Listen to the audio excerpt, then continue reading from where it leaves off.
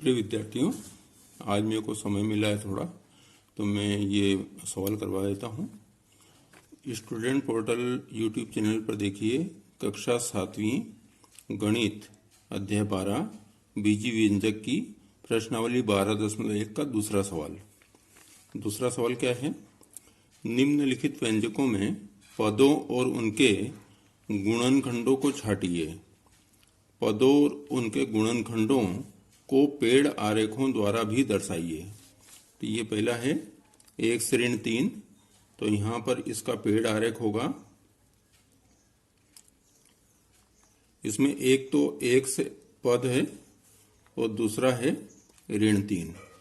अब इनके गुणनखंड करना, तो ये स्वयं इनके गुणनखंड हैं, और यदि इसके गुणनखंड करेंगे तो ये हो जाएगा 1 और हो जाएगा x। तो ये हो गया ऋण 3, ये स्वयं गुणनखंड है। b है 1 धन x धन x वर्ग, तो इसके 3 पद हैं।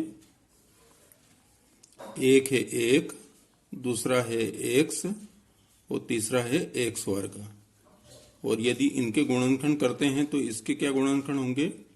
1 और x, और इसके गुणनखंड क्या होंगे? x वर्ग 2 बार, x वर्ग है मतलब x 2 बार है, तो ये x हो गया, ये x हो गया, और ये इसका गुणांक है 1।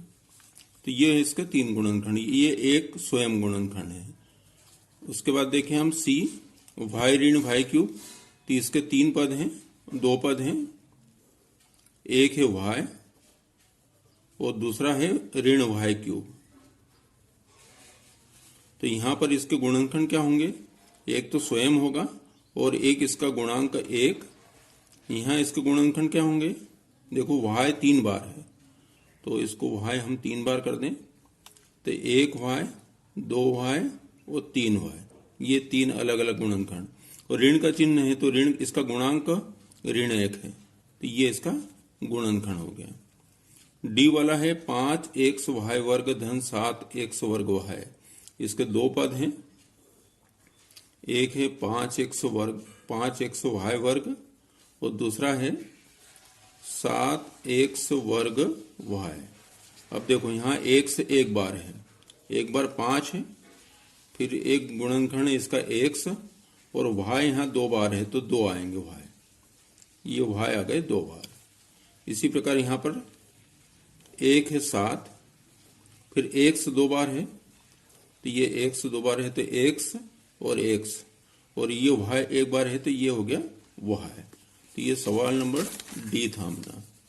अब हम ई देखें, ये ई है ऋण AB धन 2B वर्ग ऋण 3A वर्ग, तो इसके यहां पर 3 पद हैं। एक है ऋण AB, दूसरा है धन के हैं तो ये 2B वर्ग, और तीसरा है ऋण 3A वर्ग। अब इसके गुणनखंड करेंगे तो क्या होगा? देखो A है, B है, ऋण है तो इसका गुणांक है ऋण 1। इसी प्रकार यहां पर B 2 बार है तो ये B हो गया, तो ये B हो गया, और इसका गुणांक है 2 तो ये भी गुणनखंड हो गया।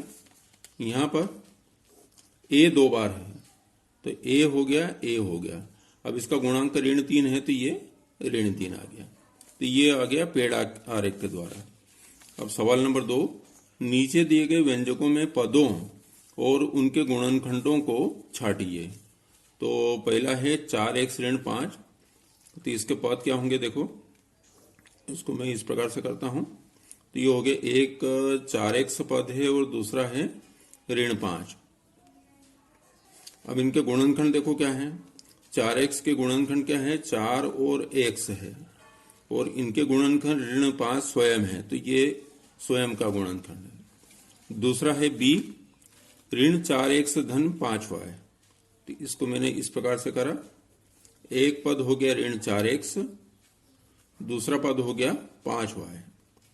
अब इसके गुणनखंड देखें तो ऋण 4 और x, और इसके गुणनखंड देखें तो 5 और y।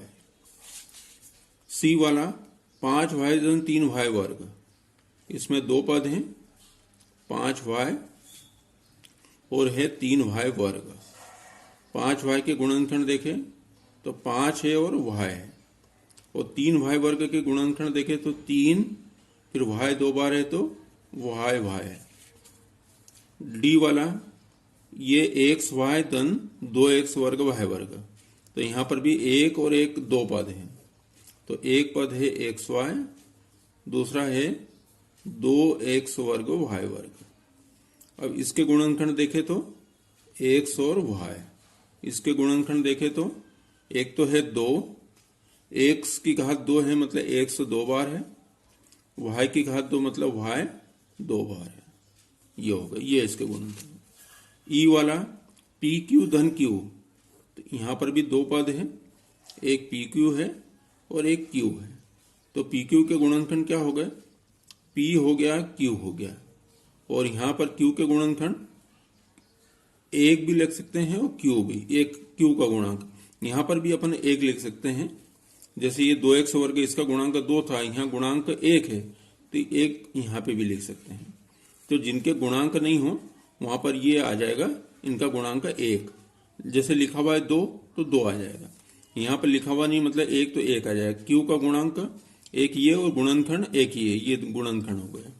ये सवाल नंबर था ई। अब ये एफ है, एफ में है ऋण 1.2 AB, ऋण 2.4 B और धन 3.6 A। तो यहाँ इसके पद कितने हो गए, 1.2 AB और ऋण 2.4 B और है 3.6 A, 3.6 A।